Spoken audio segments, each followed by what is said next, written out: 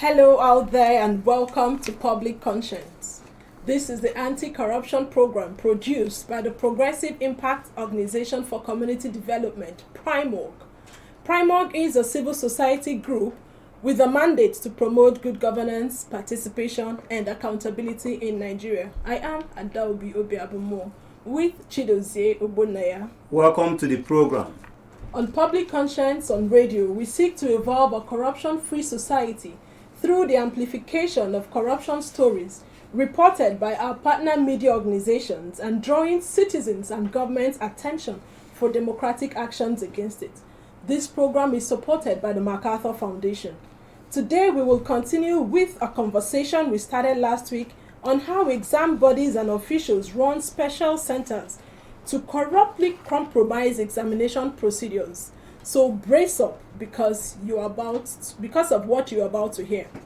You need to get ready to join us through the phone and text messages. The WhatsApp number to send your messages is 0902 265 6167. That is 0902 265 6167. Please remember that this number is for messages only. You could begin to send your message. The numbers for call will be given out shortly. Like I said earlier, on today's program, we will continue to examine how NECO officials collude to undermine their own examinations and the implication of corruption in Nigeria's education sector.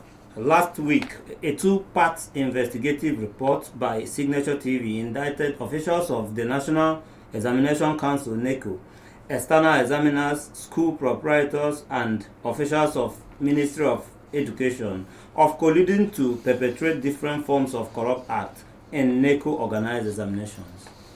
Stakeholders had lamented the massive worrisome proliferation of unchecked exam centers, popularly called miracle or special centers, where exam procedures are seriously compromised. Hence, they called on the federal government to swiftly arrest and punish NECO officials and public servants involved.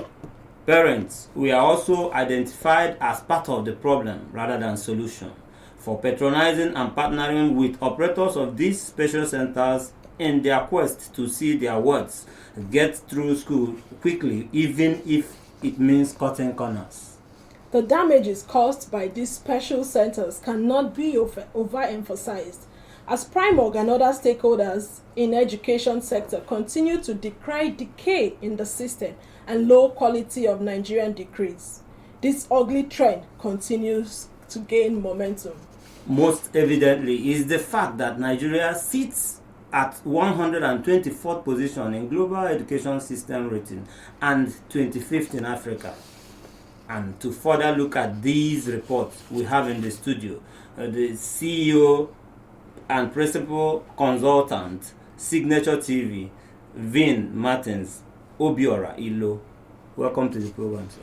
Thank you so much. And we also have Agaba Wilson, who is an education consultant. Welcome to the program. Thank you very much. I want to also emphasize that PRIMORG also invited NECO officials to join us in the studio today, but up until now, we are yet to see them or get any response from them, either through phone or mail. Once again, thank you so much for joining us.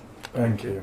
I would start with you, Vin Martins Ilo. This is an investigation effort that exposes the rot in Nigeria's education system.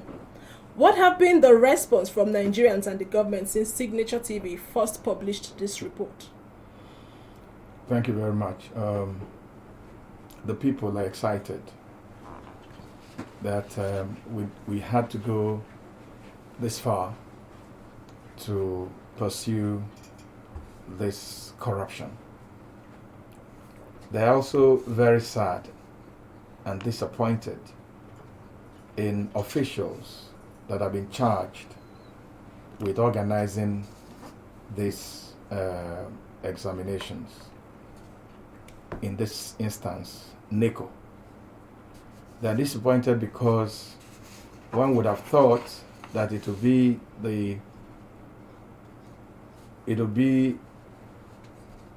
the objective of NECO officials to ensure that the examinations have credibility.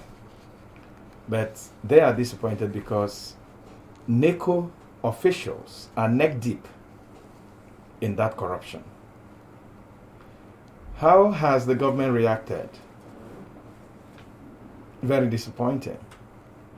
Up till now, the Minister of Education has not reacted to letters that we have written, honored any invitation for interviews, or even commented in that scandalous expose.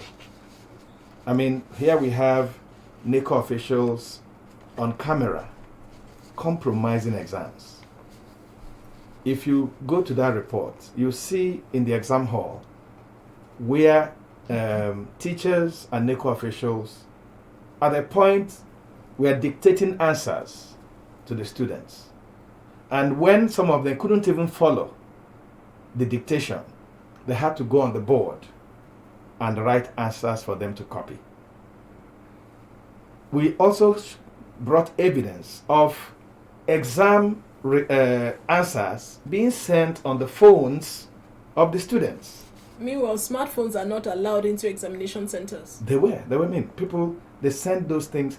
We have the faces of these lecturers involved. I mean, these teachers involved. We have the faces of the NACO officials, the supervisors that were sent to ensure that things were done well.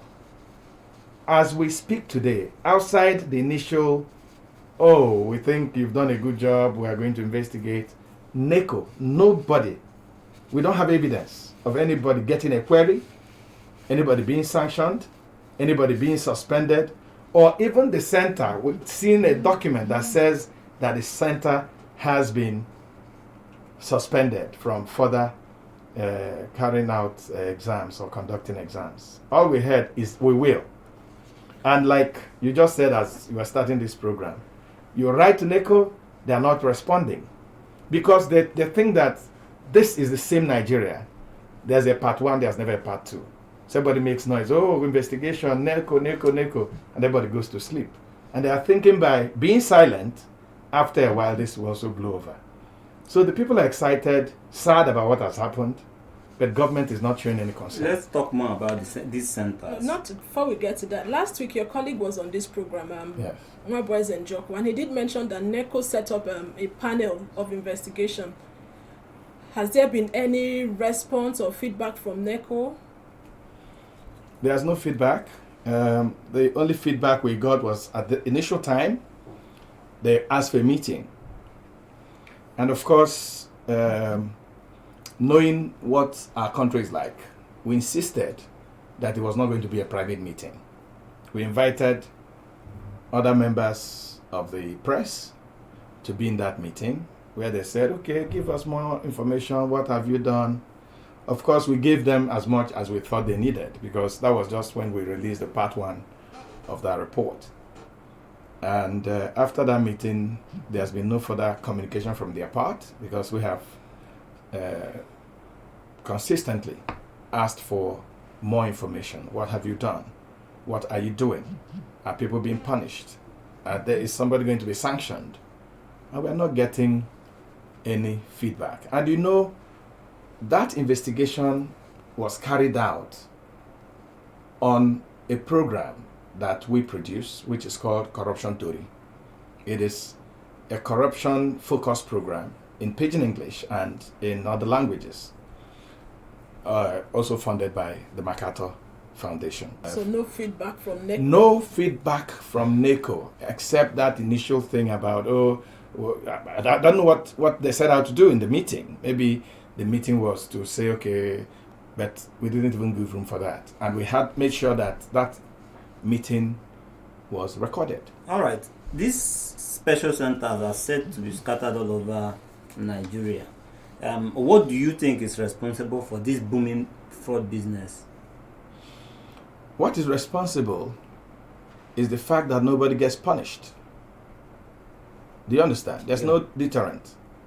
You know, I was on a radio program, a TV program some weeks ago, and we were talking about crimes in Nigeria and crimes in other climes.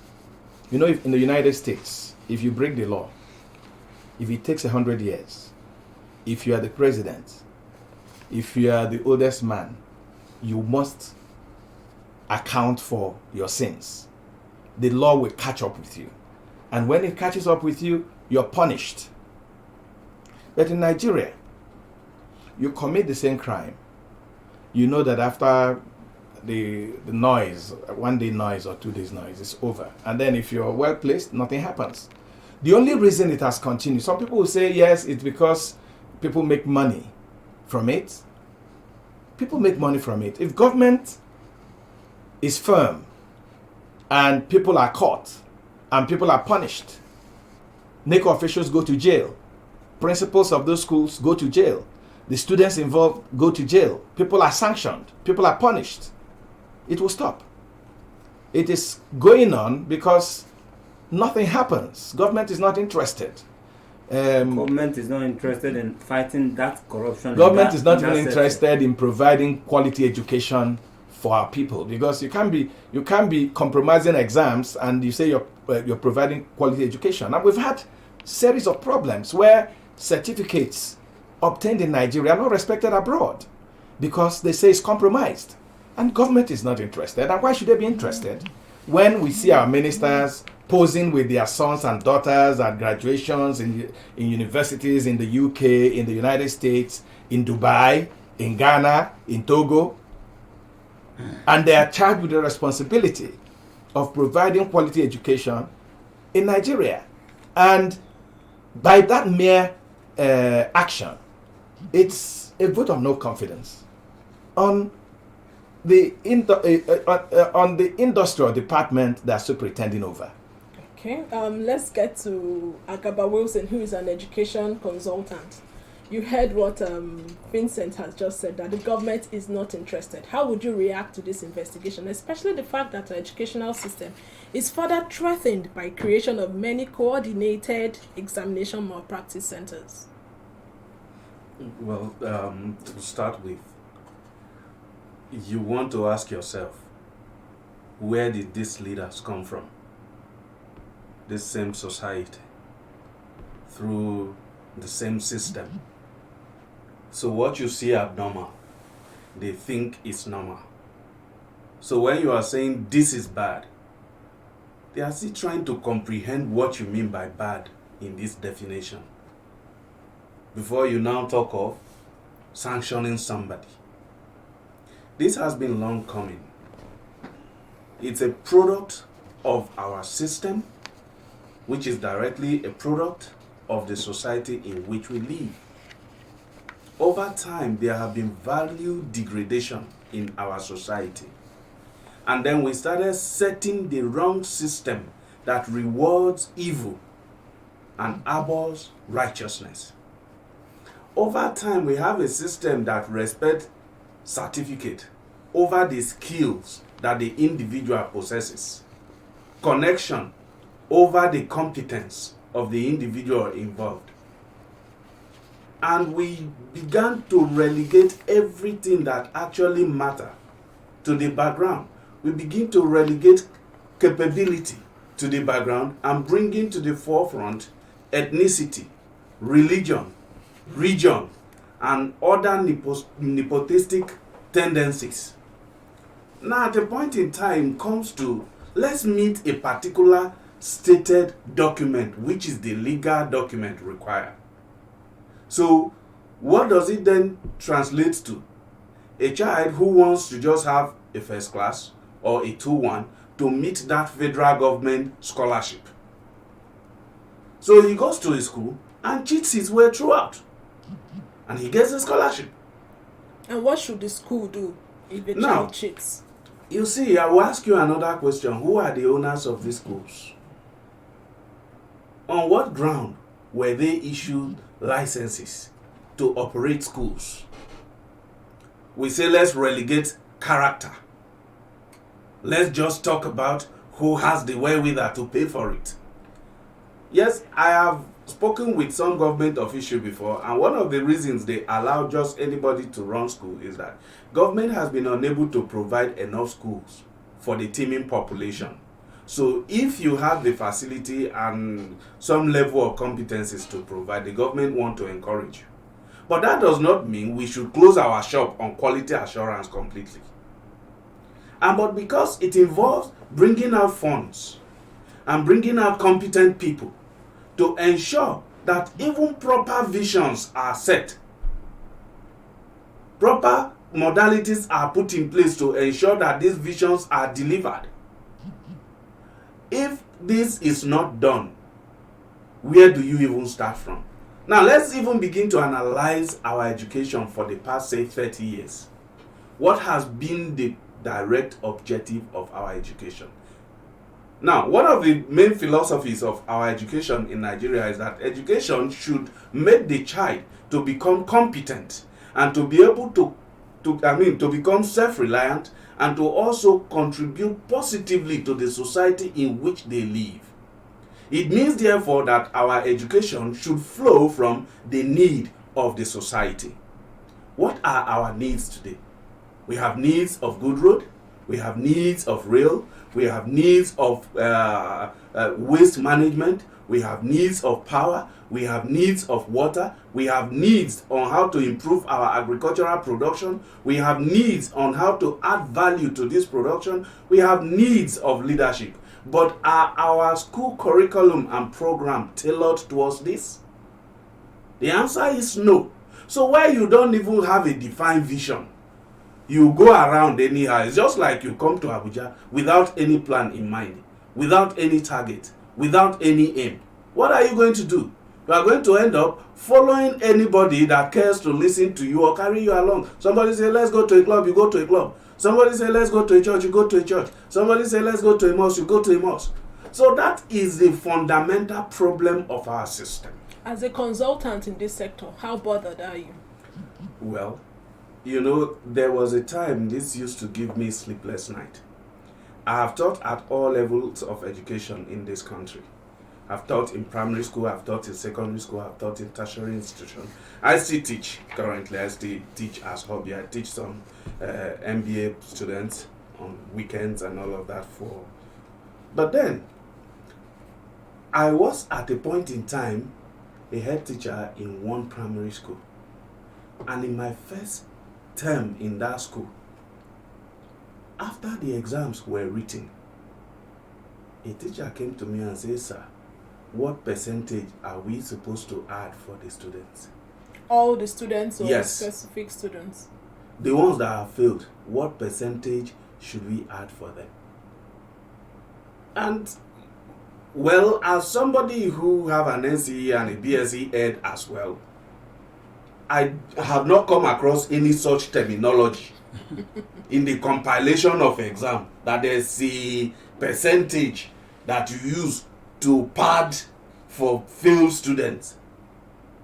So I said, okay, give me some time. So I went online and picked up my textbook. I started looking for such terminology because you can never be too sure. You needed to I needed to be very sure that this is not part of what I know. At the end of the day, when I couldn't find any such thing, I called her and said, Madam, I want you to make yourself clear on this issue. And she said, well, the philosophy of this school is that no child should fail. So when we write exam, for those that were unable to perform well, we add some to them so that all of them will pass. Where are you expected to get that sum that you add to it? It's the same question I asked. But cut a long story short, I told her, if 1 mark is added to any child, to my knowledge, by any teacher, that teacher is fired. And then it made me to sit up and monitor the compilation. Now, why do we write exams? One, you need to be able to test your curriculum. Is it properly articulated? You need to test your teaching apparatus. That is the methodologies and the items and every other thing that you use to teach. Is it adequate? Is it suitable? Then you need to also test the teacher. What is his ability to deliver? What are the methods? What is the learning environment like? And then you need to also test the comprehension capability of the child. We need to also juxtapose that with their psychological development, biological development. These are the things you put together to be able to tell what needs to be tweaked. These things are dynamic things that you continue to change to suit what gives you the best result. So the result is our vision, what we keep constant. But the processes, the materials, and the resources are the things we tweak to suit our result. Now, by the time you start padding it, how do you know what is going wrong to fix? All right, So over time, it will continue to deteriorate to the level where you will not be able to tell where the fault is coming from. Yeah, we'll continue to talk about that. But let's get to Vin, who will tell us about what Signature TV is currently working on the third part of the same report. Last week we are aware that you guys are working on something. What are we to expect? Okay, just give me a minute to React to. add to what he has said. No problem. No. You know, you talked about the schools. Our third part of our investigation, you'll be shocked about what schools do. We are in for a shocker. About what schools do with NACO and other results. First of all, is that these schools are set up to make money. It is not a passion for education. At all. Your wife loses her job. What business do we do that can bring money? You go and open a school. The woman is not qualified. Then you hire teachers to pay 20,000 naira a month. Exactly. Do you know that almost all the private schools in Nigeria did not pay anything to their staff during this pandemic? Exactly. All. How sure are you? I said Most almost. of Okay, them. okay. I didn't say all. I know a few Some, who did some but percentage. bigger percentage. The schools are run in such a way that the people that are hired have nothing to offer the students. And because the proprietors know that they are just here to make profit, not even to provide employment, because that is like underemployment or something. Abuse, you know. They know that the quality of teachers are far below what is required. They know that their curricula is suspect. So the corruption continues. They go to NACO. You'll be shocked that schools, after the wayo they do in the hall, where he just told you that the policy in this school is that nobody fails. When they finish that, they go to NACO and pay money to ensure that their results are doctored. NECO, who is supposed to I'm telling you, they go there.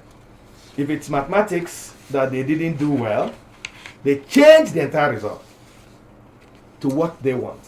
The school has to come out excellent. They pay.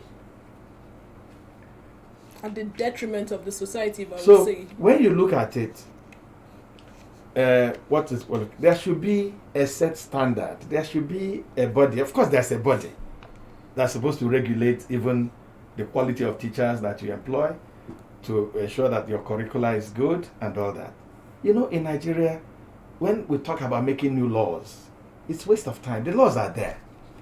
What we need is actually to implement them. If you go and read about how you qualify to be made a center, or how you qualify to take in students, wonderful. You are a consultant. You know what I'm talking about. But who just like when they build roads in Nigeria, who supervises it? Who looks at it? Anyway, that's by the way. What we are doing, the next step is that we have discovered that this rot, this cancer, is eating away deeply. How deep?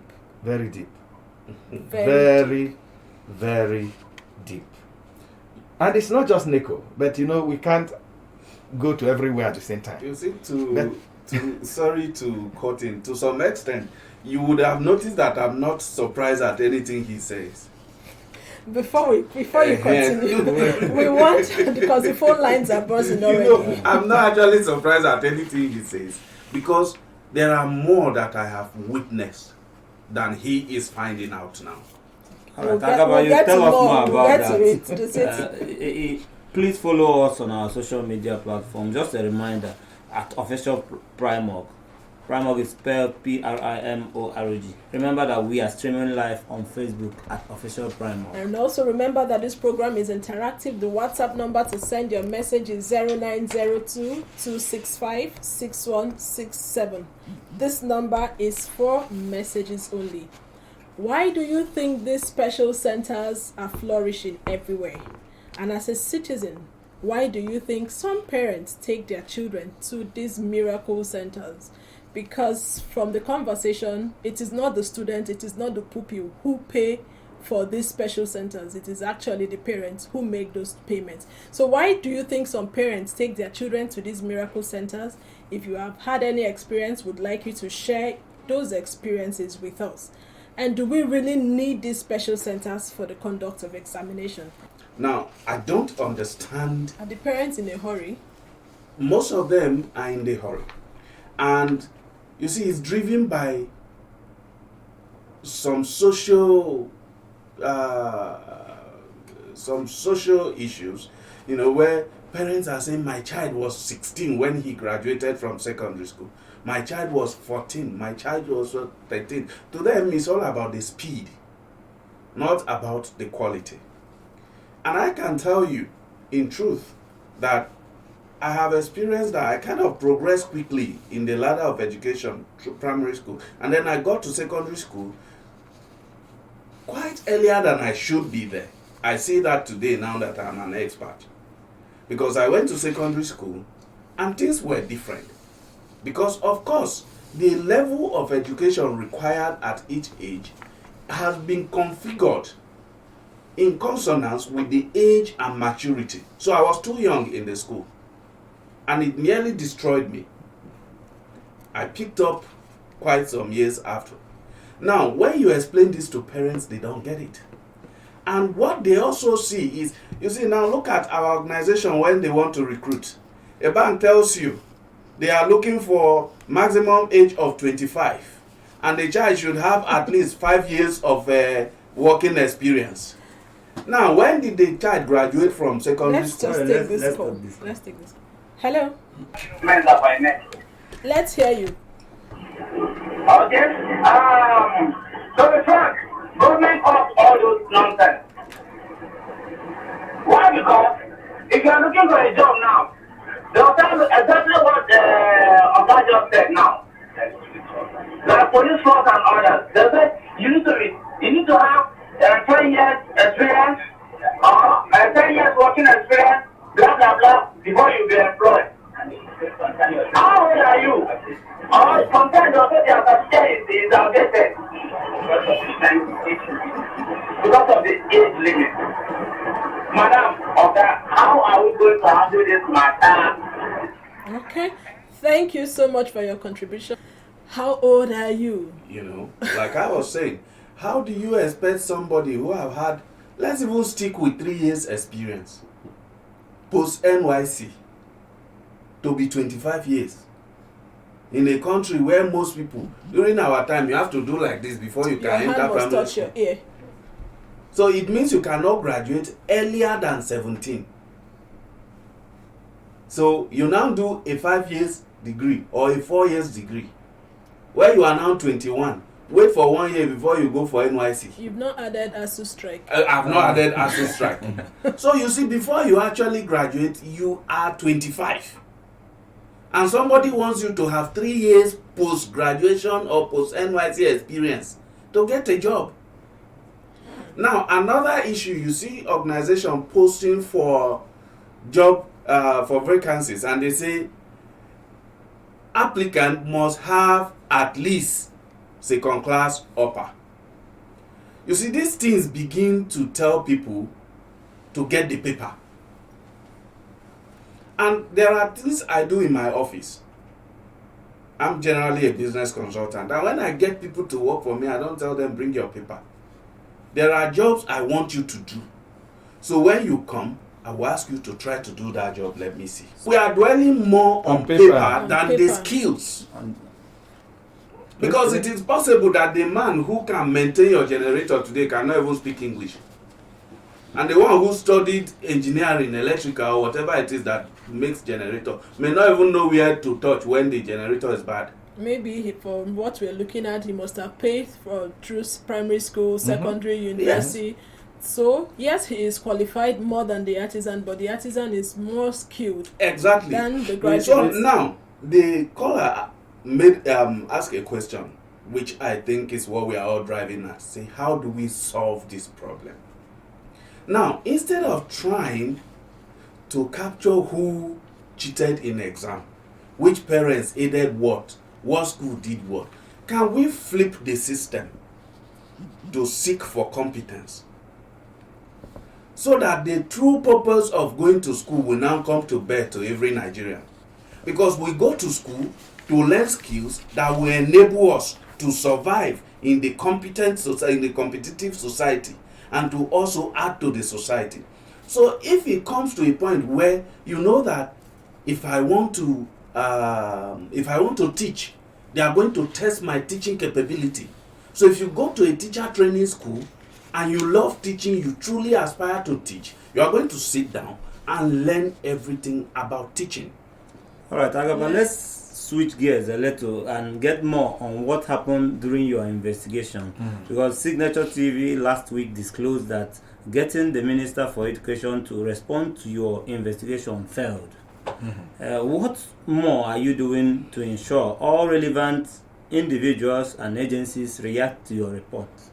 Well, part of it is this, what we are doing with Primark. You know, we partner with Primark. We are also supported by the same foundation. That's part of what we're doing. But why did your meeting with the minister didn't pull through? We are not going to tie him legs and hands and drag him to our studio. He has to be available. He's not available. He doesn't want to react to us. He doesn't want to. I mean, in some countries, that investigation will cause the Minister of Education to resign. Do you think the minister is not interested? I don't know how else I'll know that he's interested. If he has been written, if this thing broke, and it was in every media in the country, and not even the representative of the minister gave a statement. We didn't see the minister summoning the head of NACO to a meeting or the board or whatever. How else would you know that somebody is not interested? So it's unfortunate that this is happening, because I thought that when that report came out, the minister and government officials should be thanking the journalists that were involved. That look, we didn't know about this. You brought it up, and we are going to, we are going to address it. They have not done that. Well, and for an investigation like this to take place, there are a whole lot of bottlenecks, a whole lot of closed doors, a whole lot of high walls. But what we try to do at Signature TV and under that platform of Corruption Theory is that we take our time. We are not in a hurry. That investigation took more than 8 months to 9 months to carry. The one we are on can take another 1 year. We don't care. The important thing for us is that at the end of the day, we don't report what is not true. We check out all our sources, give everybody opportunity to react, to throw more light, to defend themselves. We are not in a hurry, like he said, like those that are bringing out our children are. They don't care what happens. If Nigeria really has to go well, for things to go well in this country, our value system must change. Because if you look at it, it's all value system. Oh, my daughter has first class. Oh, my child graduated at 16. There's a sort of competition. But you see, it's already impacting on our people. At Signature TV, for instance, we've been trying to hire reporters Okay. and presenters. We get And we to can't that. find them. Let's hear from Hello. Hello. This is DJ Sunji calling you from Pele Community. Let's hear you, Tunji. Thank you. Am I on to on Kiss FM? Yes, you're on to public conscience. Go ahead. Okay, public conscience. Thank you. Well, I just want to lend my voice to the topic of discussion, talking about NECO. Hello? Go ahead. We can hear you. Okay, thank you. Yeah, well, I don't want to know. NECO has been, what would I say now? So lower the standard without we accept it or not. In 1990, 92, 93, up to 98, 99, 2000, that we were writing WAEC. With the best students of the schools, that we have at least 3, 4, 5 A's. But now you see the moment NECO started, the moment it came, even those people that did not want seats, for example, you see them having A1 in the result, they do not want it for. I have experiences of such. And that also has rubbed off on the WAEC, which is West African. So there have been so many things that have actually gone on in the educational system. Except we don't want to deceive ourselves or want to lie to ourselves. So many things have gone on. And we think for it to work, we need to put out the truth. Thank you so much. NECO has lowered the standards. We need to get our system to work. We have a comment on Facebook from Sharon Chukwuobasi, and she says Nigeria ranked 125 in the world and 25 in Africa. How comfortable are you with this ranking? The rank in what? The educational Just system. before, I was saying something before we went off. Okay, go ahead. I said, for instance, we are trying to hire reporters, we are trying to hire presenters. And we've had more than 10 days of interviews. At the end of the day, you can't find anyone. People come in with second-class upper in mass communication, and they can't communicate. You tried to hire. In my own case, I said, okay, you are not qualified, no problem. I want to train you. You train them. They are untrainable. So it's already impacting in almost every The sphere. prerequisite In they every should sphere. have Is it before in they can construction? learn. Is it in It's not construction? Is it in medicine? Is it in technology? Name it. Is that why we have so many unemployed youth? Because, see, let me tell you one thing. We shouldn't have unemployment going on in Nigeria if we have the best of education. Because if education teaches you to spot problems and solve them, every problem you solve is a business opportunity. And that is going to create job for others. But because we are unable to even identify problems, let alone contrive how to solve them, we are unable to create jobs. Now, Agaba, we've identified problem here because through this investigation, it's crystal clear that we There's a are challenge. having a big problem. Yes. A major concern that is that NECO and Ministry of Education officials indicted by the investigation are yet to be apprehended, as he just said. Yes. You understand? What do you think is responsible for government's lackluster approach Let me in ask fighting you, corruption? Let me ask you a pertinent question. At some point, the cutoff point for JAMB was 200. You must score 200, and for some courses, you must score the minimum of 250. Then our government came together and cut it down from 200 to how many now? I think 120 or thereabout for some 125. kind of schools. So they now have the one for NDs and NCE, colleges of education, the one for polytechnic, one for universities. Now that, you see, for me, I'm not surprised that the minister is not interested in what you are talking about, because this is not politics. It's not going to give him votes. It's not going to give him a good position in 2023. That is what counts in Nigeria. Now, if most of our students are unable to pass JAMB, and JAMB has not increased the standard of their questions since ever that since the time they have existed. It means something else is failing. The teaching apparatus, the school system is failing to deliver. That is why we had JAMB. JAMB was supposed to measure, did you meet this? Did you meet this? So we began to fail it massively. And the solution by my amiable government is to come together. Okay, since everybody cannot jump that high, let's bring down the bar so that everybody can just cross it and go. By so doing, you have signed the death warrant of your education system. I'm even surprised that we're at 125. I'm surprised. You think we should be lower because of Far what lower. is obtainable in the Far country at the lower. moment? See, I schooled in the village. And I can tell you, once exam is coming, there are many schools, they even call it malpractice fee. These things are Malpractice. yes, fee. they What are does- put together by the school, And the parents. organized by the school. Parents And pay. the Now, parents. what are you And going the to tell parents. your father at home to give you the money? A lot of parents do. They even It's ask- malpractice fee. That is what they call it. So we've And they put legalized- this money together. And then if you go to where NECO, WAEC, JAMB and all these people are posting their invigilators, there is also a lot of tussle there. They call some school juicy schools. Those are the ones that pay. that pay? Now, for the school that say we will never be involved in malpractice, invigilators will not want to go there.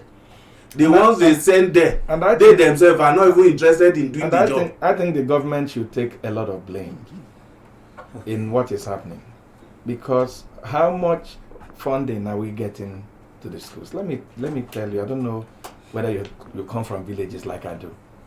We all have. In a lot of villages, in a lot of local areas,